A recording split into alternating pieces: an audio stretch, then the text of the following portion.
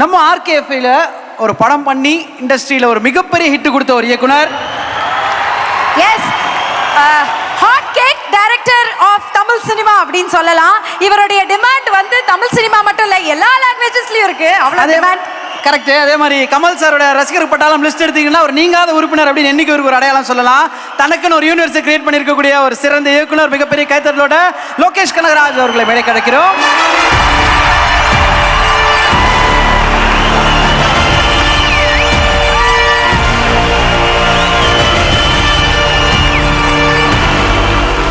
எல்லாருக்கும் வணக்கம்.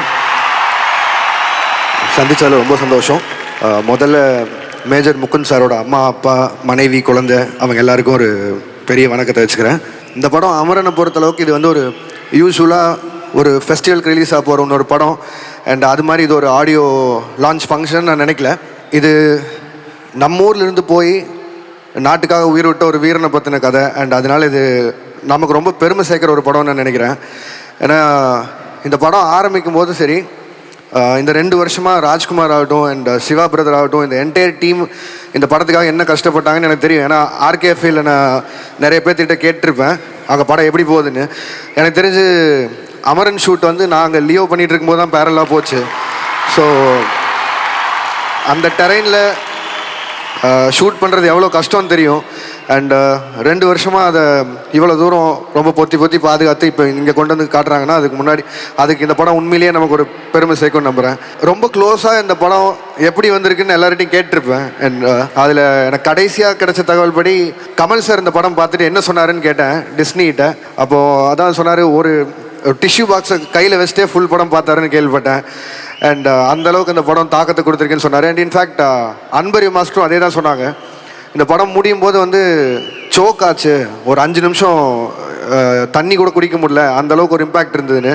ஸோ அதே இம்பேக்ட் வந்து நாளைக்கு ஆடியன்ஸ் மத்தியில் இந்த படம் போய் சேரும்னு நினைக்கிறேன். அண்ட் ஏன்னா அதுக்கு பின்னாடி அவ்வளோ உழைப்பு இருக்குது.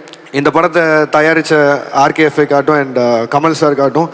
அண்ட் இந்த படம் வந்து என்டையர் டீமுக்கு சொல்கிறேன், Rajkumar and Siva brother, Sai Pallavi ma'am, GV Prakash brother and Mahendran sir, Disney bro, Anbu sir, எல்லாருக்குமே பெரிய வாழ்த்துக்கள்.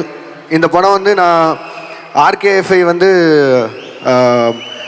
மேஜர் முகுந்த் சார் கொடுத்த ட்ரிபியூட்டுங்கிறத தாண்டி என்டையர் சினிமா இண்டஸ்ட்ரி வந்து மேஜர் முகுந்த் சாருக்கும் இந்தியன் ஆர்மிக்கும் கொடுக்குற ட்ரிபியூட்டுன்னு நான் நினைக்கிறேன்.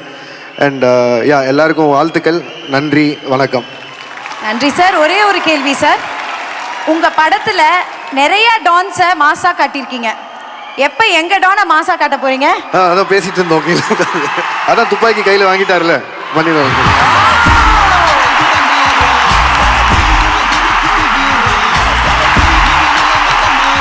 Super sir, thank you so much for joining us. Thank you.